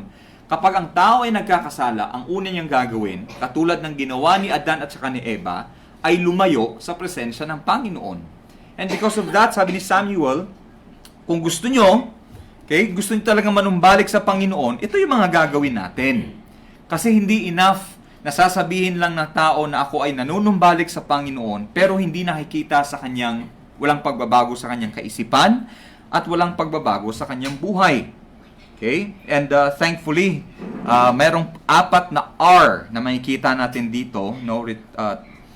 Sabi ni Samuel, if you really want to return to the Lord. Okay? The first one, repentance. Okay? Yung pagbalik sa Panginoon, it starts with the first R, which is returning unto the Lord with all our hearts. Okay? Returning unto the Lord with all our hearts. If you notice, ang totoong pagsisi sa kasalanan, ang totoong pagbalik loob sa Panginoon, dapat buong-buo po ng buong puso po natin ginagawa. Hindi pwedeng sabihin natin na, Panginoon, ito lang muna yung tatalikuran ko. Okay? Ngayon kapag na-experience ko na ulit yung pagpapala mo, then tsaka ko ng tatalikuran lahat. Okay? Repentance has to be complete. It cannot be yung tingi-tingi na pagsisisi. It has to be a wholesale repentance. Okay? Hindi mo pwedeng i-retail yung tingi-tingi na pagsisisi na ito muna uunahin ko kasi ito yung sa tingin ko ay mas mahalaga. Ito yung mas mabigat. Okay? You have to have a complete, holistic change of heart for you to really return to the Lord. Okay? Return with all your heart. Kaya nga ang dapat ang panalangin ng isang Kristiyano, katulad ng panalangin ni David, sabi niya, create in me a clean heart. Okay? Ipanalangin, kasama dapat sa panalangin natin sa Panginoon na likhaing malinis at banal ng Panginoon yung puso ng tao. Kasi kapag ang puso ng tao ay nilinis ng Panginoon at merong kabanalan, tsaka pa lang po niya makikita yung karumihan ng kasalanan. Okay? When your heart has been purified by the Lord, sin becomes so disgusting and impure before the eyes of men. Okay? Secondly, not only should you return with all your heart, sabi ni Samuel, sabi niya, you put away the strange gods and Ashtaroth from among you. So first R is to return, the second R is to remove. Okay? To remove your gods and Ashtaroth from among you. Can you believe that? Yung Israel ay sinakop po ng mga Philistines. At ang ginawa ng mga Philistines ay parang isinama nila sa mga sa Diyos o paniniwala ng mga Israelites yung kanilang mga Diyos-Diyosa na si Dagon, si Baalim. Okay? By the way, si Baal is they believed to be the son of Dagon. Pag sinabing Baalim, ibig sabihin yan ay maraming Baals. Okay? Yung Ashtaroth is the female version of Baal. So si Baalim, maraming male na Baal. Si Ashtaroth ay maraming female na Baal. Okay, ganun kadami yung mga Diyos-Diyosan nila noon. Meron silang Diyos-Diyosan sa labas, meron silang Diyos-Diyosan sa kwarto, meron silang rebulto sa loob ng bahay, meron sa loob ng bulsa, merong nakasabit sa leeg, which is very familiar in our days today. Di ba? Kasi nga, ang paniniwala is kapag bitbit ko yung Diyos ko, parang anting-anting ba na kaya akong iligtas ng Panginoon o kaya akong iligtas ng pinapaniwalaan kong Diyos. But the Bible says there's only one true living God who is able to save. Okay? Wala na pong ibang Diyos na kayang magligtas sa atin maliban sa totoong Diyos na siyang lumikha ng langit at ng lupa, maliban sa Diyos na liwanag na siyang nagbigay ng buhay sa atin. Okay? Kung gusto niyo talagang maging disipulo ng Panginoong Jesucristo, okay, unang-una, ialay niyo ang inyong mga puso at isipan sa Panginoon ng buong buo. Pangalawa, ay talikuran ang mga Diyos-Diyosan. Kasi yan po ay hindi totoong Diyos. Yan po ay hindi totoong representation ng Diyos. Okay? Sabi ng Biblia, God is a spirit. Okay? God is a spirit. God is not a material, physical being. God is a spirit. Ang Diyos ay espiritu. Okay? At ang Diyos, ang mga nais na sumamba sa Panginoon ay sumamba sa Panginoon sa espiritu at katotohanan. So, ibig sabihin, kapag sinabi mong itong rebultong ito ay hindi ko naman sinasamba, kundi nagpapaalala lang sa akin sa Diyos. Okay? That means to say that you make that image, ginagawa mo yung imahe na yan na representation ng Diyos. At unang-una, hindi na po yan spirit. Okay? Pangalawa, since hindi naman ipinag-utos ng Diyos na yung rebulto na yan ay representation niya physically, ibig sabihin, hindi rin niyang katotohanan. Which means that you are no longer worshiping God in spirit and in truth. Ngayon, uulitin ko, kung meron dalawang iniwan ang Panginoong Jesucristo para paalala sa atin sa kanyang mga ginawa, unang-una po ang banal na hapunan, the Lord's Supper, at pangalawa ay yung pong Holy Baptism or the water baptism. Okay? So return with all your heart, remove the strange gods. Okay? Itong si Ashtaroth kasi, ito po ay Diyos ng fertility. Gusto mong magkaroon ng maraming ani, magkaroon ng anak. Okay? The goddess of love. Okay? The goddess of war. Kung gusto nilang magtagumpay sa digmaan, mananalangin po sila kay Baal, mananalangin po sila kay Ashtaroth. Most likely, itong mga Israelita ay naniwala na nga din sigurong totoong Diyos itong si Baal at si Ashtaroth dahil nga po, ito ay mga Diyos-Diyosan ng mga Philistines. At sa digmaan, sino po bang nanalo? Mga Philistines. So most likely, sabi nila, baka totoo yung mga Diyos ng mga Philistines, tanggapin na rin natin dahil sila naman talaga yung nanalo sa digmaan, sa sagupaan natin. But you see, okay, when the Israelites prayed to the goddess of fertility, wala silang inani. Wala silang makain. When they prayed to the goddess of love, ano pong ang dinanas nila sa mga Philistines? Okay? Hostility. Okay? Karahasan. When they prayed to Ashtaroth para manalo po sa digmaan, puro na lang po pagkatalo ang dinanas nitong mga Philistines.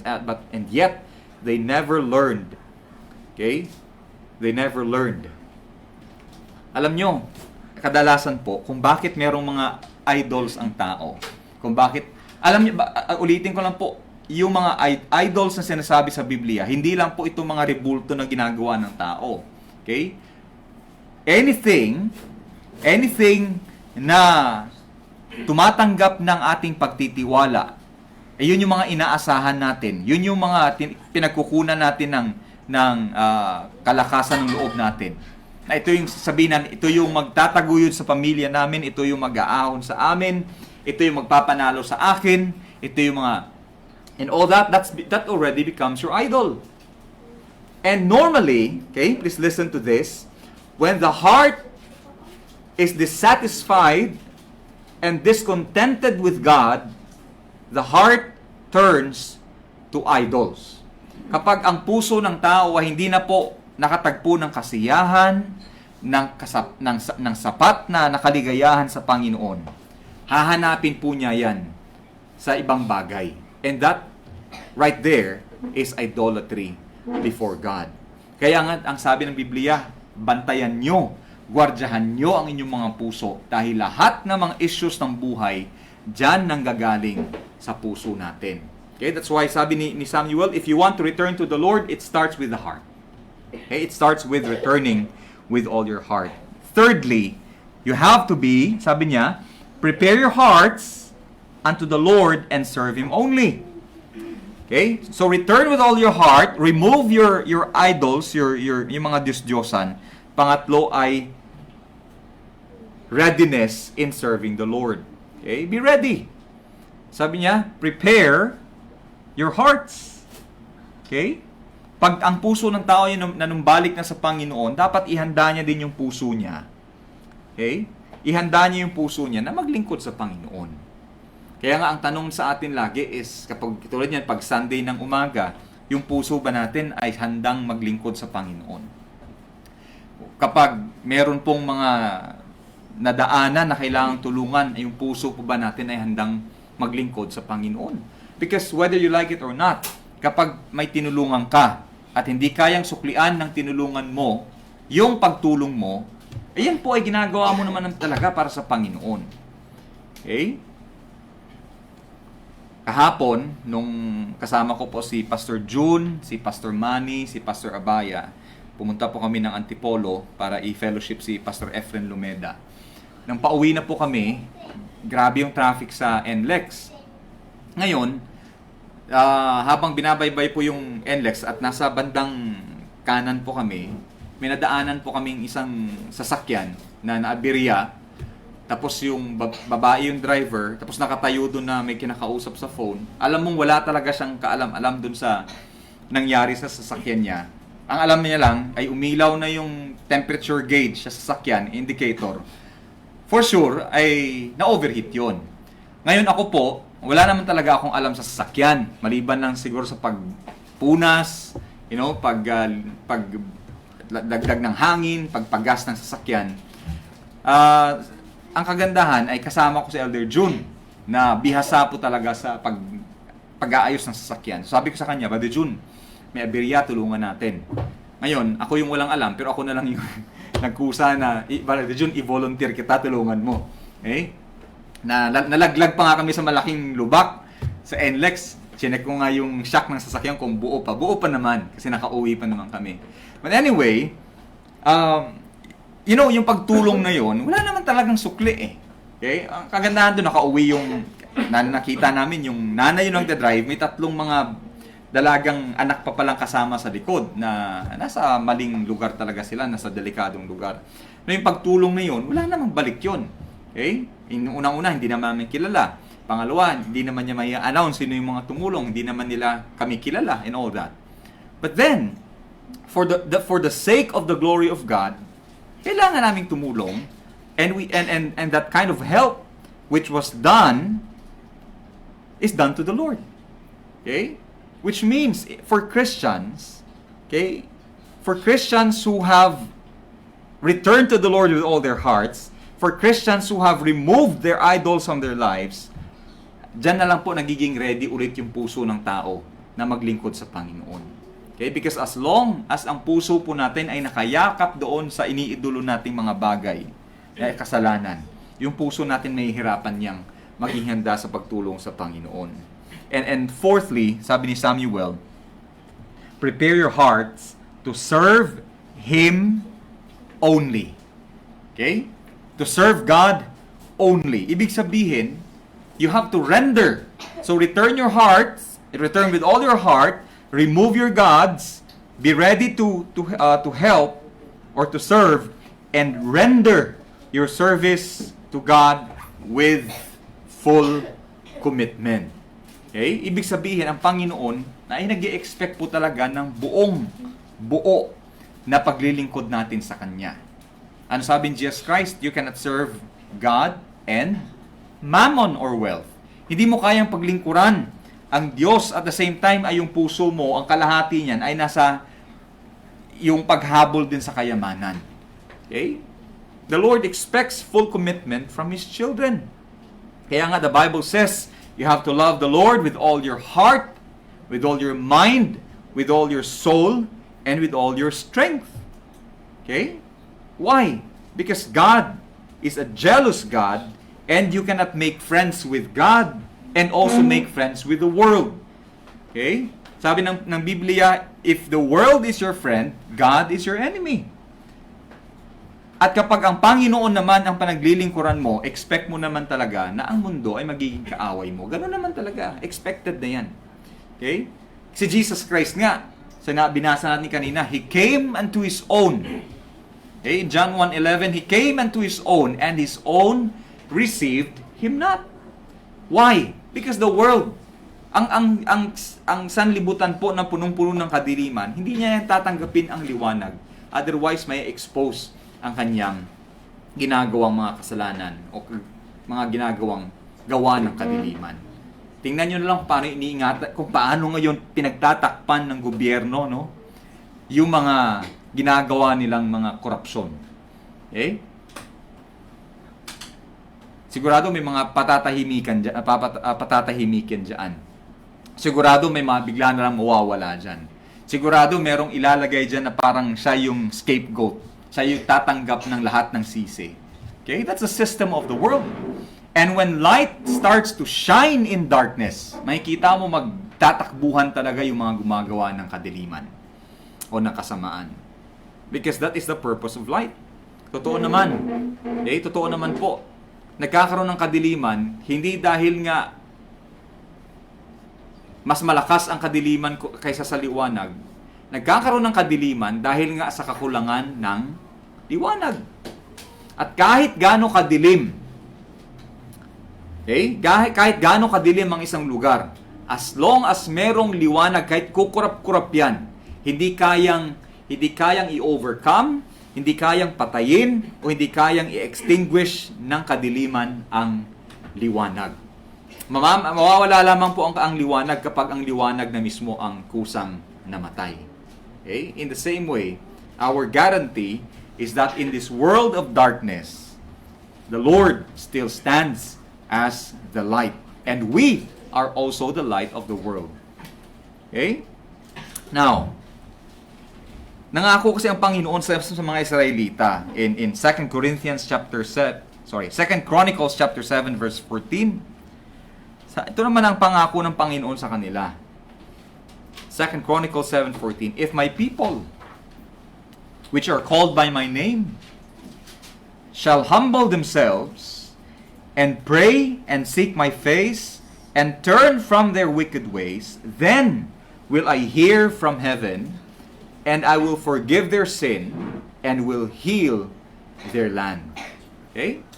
Sabi ng Panginoon, yung yung bayan ko, yung mga tinawag sa pangalan ko, ay magpakumbaba lamang.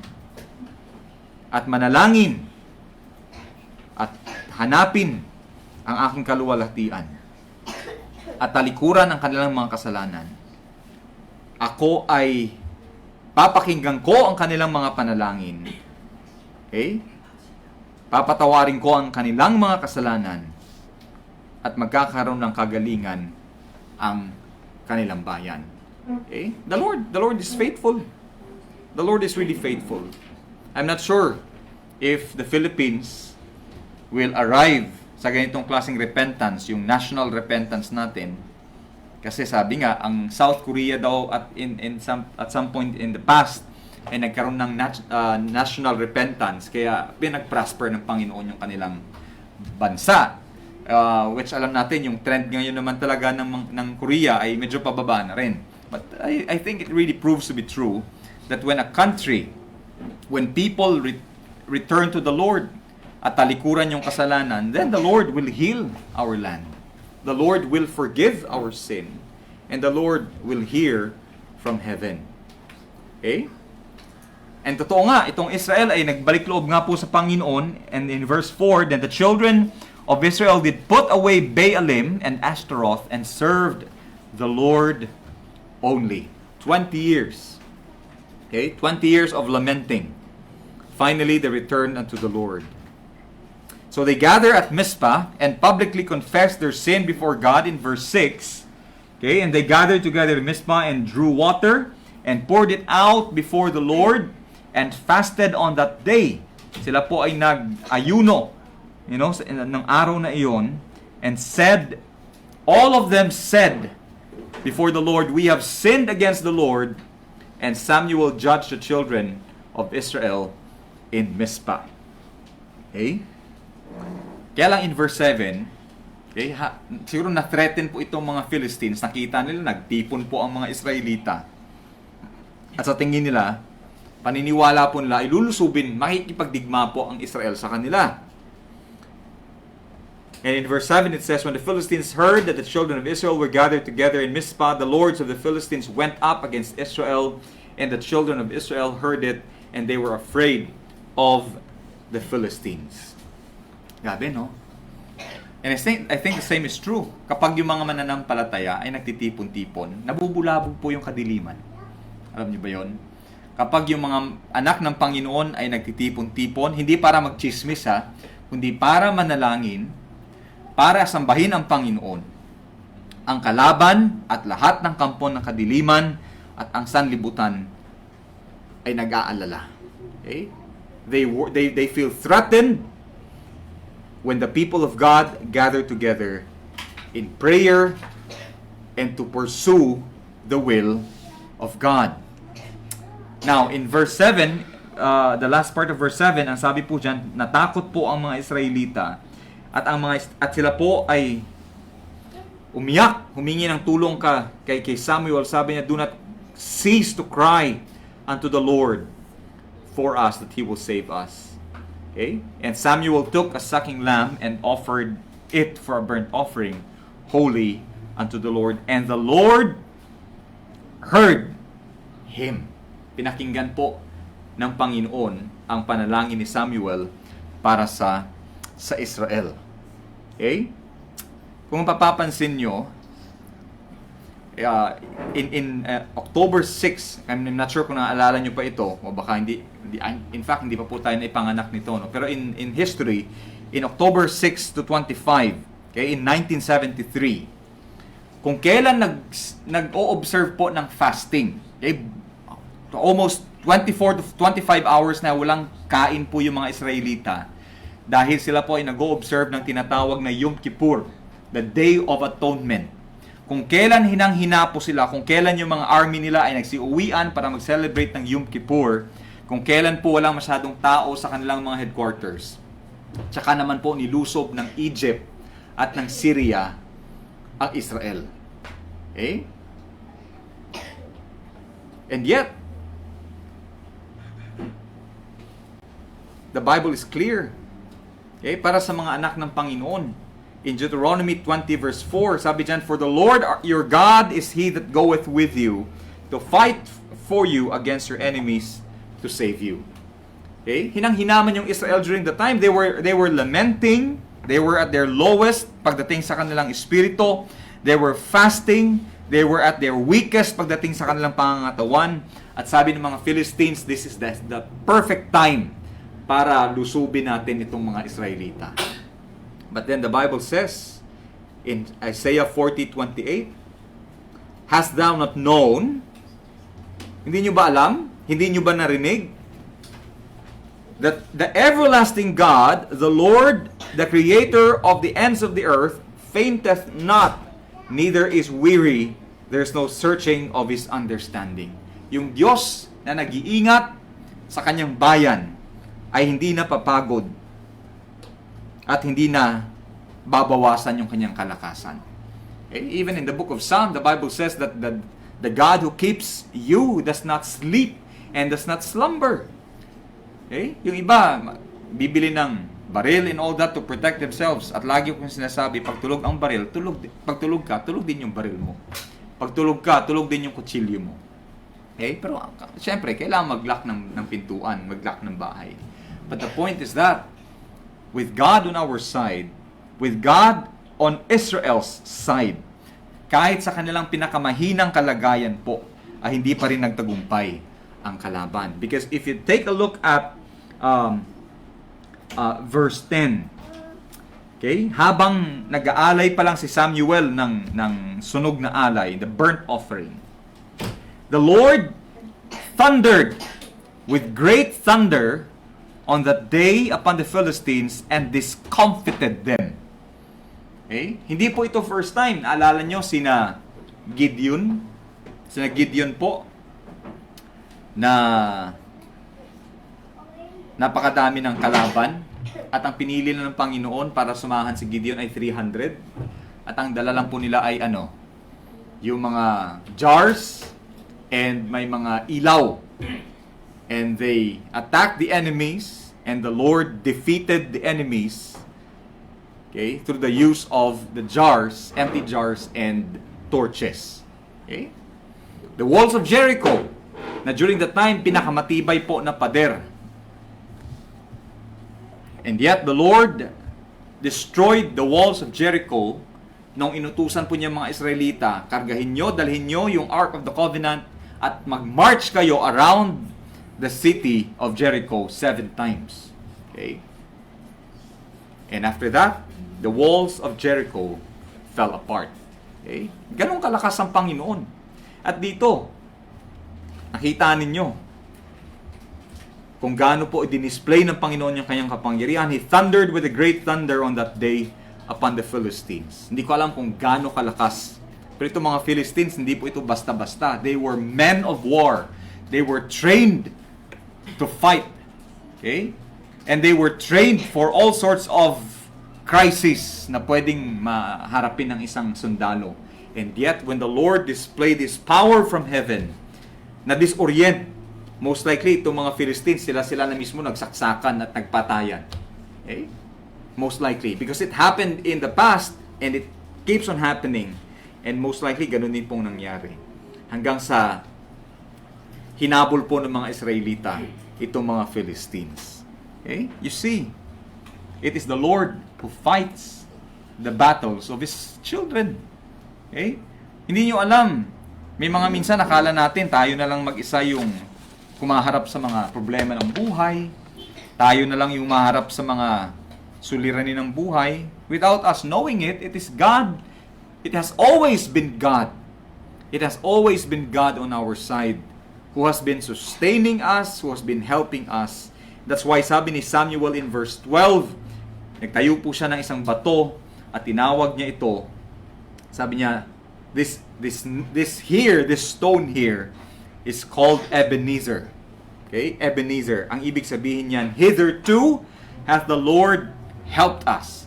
Ang ibig sabihin po ng word na hitherto, ibig sabihin niyan, up until now, hanggang ngayon. Okay? Hanggang ngayon, tayo ay tinutulungan pa rin ng Panginoon. Okay, look at your lives right now. Siyempre, marami tayong mga aspirations, mga pinangarap na hindi pa rin natutupad. Napag-iwanan na ng mga classmates, napag-iwanan na ng panahon, napag-iwanan na ng accomplishments sa buhay. And I believe, by the grace of God, you are where you should be, and you are who you should be. Okay? Kung nasaan ka ngayon, kalooban ng Panginoon, nandiyan ka, gagamitin ka ng Panginoon dyan. At kung sino ka ngayon, okay? Kung sino ka ngayon, ganyan ka sa biyaya ng Panginoon. At the mere fact na tayo ay magkaharap ngayon at sinasamba ang Panginoon, I believe this is also a testimony of the Ebenezer, whereas we can say, up to now, the Lord has helped us. Okay? Up to now, the Lord has helped us. Kaya lang, syempre, makiklaim lang natin yan na ang Panginoon ang siyang sumasaklolo, o ang Panginoon ang siyang tumutulong, ang Panginoon ang siyang lumalaban para sa akin. Makaklaim lang natin yan kung tayo ay lumalakad ng naaayon sa kalooban ng Panginoon. Hindi natin pwedeng i-claim yan kapag ang... Can you believe? Ito lang ha, can you believe kung yung mga Diskaya? Diskaya ba Diskayas? Diskaya. Kilala natin lahat, no? Okay? Can you believe kung yung mga Diskaya ay bigla na lang mag-claim sa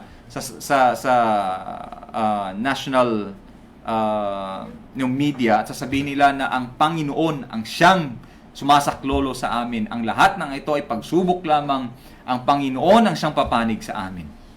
With all the obvious corruption na ginawa nila, hindi kayo maniniwala kung sila mismo magsasabi na ang Diyos ang siyang sasaklolo sa amin, ang Diyos ang siyang papanig sa amin. In the same way, if we are not walking in accordance to the will of God, in accordance to the holy word of God, hindi po tugma na i-claim natin na hitherto or up to now, the Lord has been my helper. Okay? Kailangan mo munang, katulad ng sinabi kanina ni Samuel, kailangan mo munang, you have to return with all your hearts, you have to remove your idols, you have to ready your heart, and you have to render your service to the Lord. Then, sabi ng Panginoon, I will fight your battles. I will fight with you, and I will fight for you. Only then would this Ebenezer make sense. Okay? Tsaka lang natin masasabi na ang Panginoon nga ang siyang tumulong sa atin. In the New Testament, itong mga Ebenezer, itong mga Bethel, and all these kinds of types and shadows in the Old Testament, alam natin, isa lang ang itinuturo niyan. Walang iba kundi ang siyang bato ng ating kaligtasan. The rock of our salvation, who is the Lord Jesus Christ. Okay? The Lord Jesus Christ is the ultimate. Okay? Ultimately, Jesus stood as our helper once for all on the cross to conquer Satan, sin, and death. Okay? Si Samuel, nagtayo po siya ng bato para ipaalala na ang Diyos ang siyang tumulong sa kanila. Ang Panginoong Jesucristo po ay ipinako sa krus upang tayo po ay iligtas, upang talunin si Satanas, ang kasalanan, ang kasamaan, at ang kamatayan. Kaya nga sabi ni Apostle Paul, "O death is swallowed up in victory." Okay? Yung kanilang pagkapanalo po noon ng mga Israelita against the Philistines, it was a temporary victory. Pero yung pagkapanalo po natin sa kay Satanas, sa kasalanan, sa kasamaan, at sa kamatayan, ito po ay permanent victory. Hindi na po ito mauulit pa dahil nga wala na po. Completely tinalo na po ng Panginoon. And because of that, we remember what the Lord has done for us. Kaya nga hanggang ngayon, meron pa rin po tayong Lord's Supper to remind us of what Christ has done for us. Hanggang ngayon, meron pa rin po tayong baptism to remind us of our identity with Christ. Okay? And ito pa, Apostle Peter in 1 Peter chapter 2, verse 5. I'll close with this verse. 1 Peter chapter 2, verse 5. Sabi niya, "Ye also, as lively stones." Tayo daw po ay mga buhay na bato. And we are built up a spiritual house, unholy priesthood, to offer up spiritual sacrifices acceptable to God by Jesus Christ. Wherefore also it is contained in the scripture, "Behold, I lay in Zion a chief cornerstone, elect, precious, and he that believeth on him shall not be confounded." Okay? Ang Panginoong Jesucristo, siya yung cornerstone, siya yung pinakapundasyon. Tayo po ay mga buhay na bato. Nakikita na ba kayo ng buhay na bato? Parang wala pa akong nakikita ng buhay na bato. Kung may buhay yan, hindi yan bato sigurado. Kaya nga natin sinasabi, yung puso mo talaga parang pusong bato. Kasi ibig sabihin, napakatigas, wala nang pag-ibig. Pero yung sasabihin na tayo ay mga buhay na bato, okay? It is a paradox that tells us that in Christ, even the dead, even those who don't have life, can live. Even those who have no purposes at all, can have a purpose. And one purpose na makikita po natin is kapag, alam nyo, kayo bilang buhay na mananampalataya, na hanggang ngayon ay nabubuhay pa at naglilingkod sa Panginoon, sa gitna po ng lahat ng mga unos ng buhay. Yan po ay patunay na kayo din ay isang Ebenezer. Did you know that? You can be a stone, a living stone, to remind the people around you that it's because of God who has been helping you up to now that you are still here. Okay? So that when they see you, they say, yan, patunay yan ng katapatan ng Panginoon. Okay? Pag nakikita ka, tayo ba ay pag nakikita tayo ng ibang tao, tayo ba ay patunay ng katapatan ng Panginoon? At tayo ba ay nakita ng tao na patunay ng kaparusahan ng kasalanan? Okay? And I hope and I encourage you that you live your life as living stones. So that when people look at you, sasabihin nila, napakatapat nga talaga ng Panginoon. Alam ko yung buhay ng taong yan, at kung hindi dahil sa katapatan ng Panginoon, sigurado ay wala na yan. And yet you're still here, and you still serve the Lord, and you're still with your brethren. And because of that, you are also an Ebenezer in Christ. Okay? Just 3 lessons for you to take home. Number 1, restoration of fellowship requires repentance. Kung gusto niyo pong manumbalik sa Panginoon, kailangan talaga nating pagsisihan yung ating kasalanan. Hindi magkakaroon ng restoration and reconciliation sa atin pong alab sa paglilingkod sa Panginoon kung wala pong pagsisising ginagawa. And if you have not repented of your sins, you have to repent now. The Lord is calling you. Pagsisihan po natin ang ating mga kasalanan at talikuran po natin ang ating lumang buhay. Okay? Pangalawa po, we are ever in God's care whenever we walk with Him. Okay? Sabi ni David, the Lord is my shepherd, I shall not want. Kapag tayo po ay lumalakad kasama ang Panginoon, tayo po ay nasa pangangalaga ng Panginoon. Okay? Ang requirement lang po dyan is lumakad ka nang naaayon sa kalooban ng Panginoon. And if that happens, then there is a guarantee na tayo po ay aalagaan ng Panginoon. At pangatlo po, okay, Jesus Christ in you. Okay? Ang Panginoon na nasa atin, ang Panginoong Kristo na nasa atin, is your own Ebenezer. Okay? Ang Panginoon, kapag nakikita mo yung kaligtasan mo, yung pag-iingat ng Panginoon sa iyo, yan din po ay token ng Panginoon na siya din ay yung Ebenezer din sa buhay mo. Siya din po ang sumasaklolo sa atin sa gitna po ng mga spiritual na digmaan, no? Mga problema ng buhay, mga pinagdadaanan natin. Sasabihin mo, when you look at your life, and instead na hayaan ka na lang ng Panginoon na masira sa kasalanan o sa kamatayan, up until now, kapag ikaw ay buhay, ikaw po ay patunay na ang Diyos nga po ay talagang tapat. Okay? Ang Diyos natin ay talagang tapat. Tayo po ay manalangin. Amang banal, Diyos na makapangyarihan, salamat Panginoon na kayo po ang siyang sumasaklolo sa inyong mga anak. Lalo na Panginoon sa mga lumalakad sa inyong kalooban. Salamat Panginoon na ang aming tagapagligtas na si Jesucristo ang siyang tumayo para sa amin upang lubusang talunin at wakasan ang kapangyarihan ng kapangyarihan ni Satanas, Panginoon, kapangyarihan ng kasalanan, ang kapangyarihan ng kamatayan. Siya ay muling nabuhay at nagpatunay na siya, Panginoon, ay walang kasalanan. At siya ang tapat at nararapat na tagapagligtas ng kanyang mga hinirang. Pagpalain niyo, Panginoon, itong aming mga napag-aralan ngayong araw na ito. Nawa ito ay magdagdag ng kalakasan sa aming pananampalataya at sa aming buhay espiritual, Panginoon, upang kami ay magkaroon ng kakayanan na mapagtagumpayan, Panginoon, ang mga pagsubok ng buhay. Pagpalain niyo, Panginoon, ang mga natitirang gawain ngayong araw na ito. Ito po ang aming panalangin sa pangalan ni Jesus. Amen. Ay, tayo po ay tumayo at awitin ang ating pangwakas na awitin. The Lord bless you and keep you. The Lord lift His countenance upon you and give you peace. And give you peace. The Lord make His face to shine upon you and be gracious unto you. Be gracious, the Lord be gracious, gracious unto you. Amen.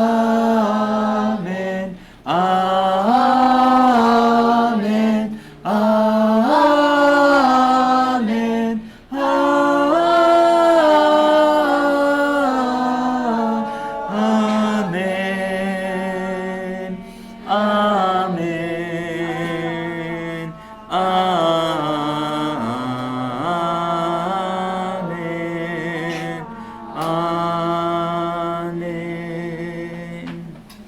pagpalain po kayo ng Panginoon.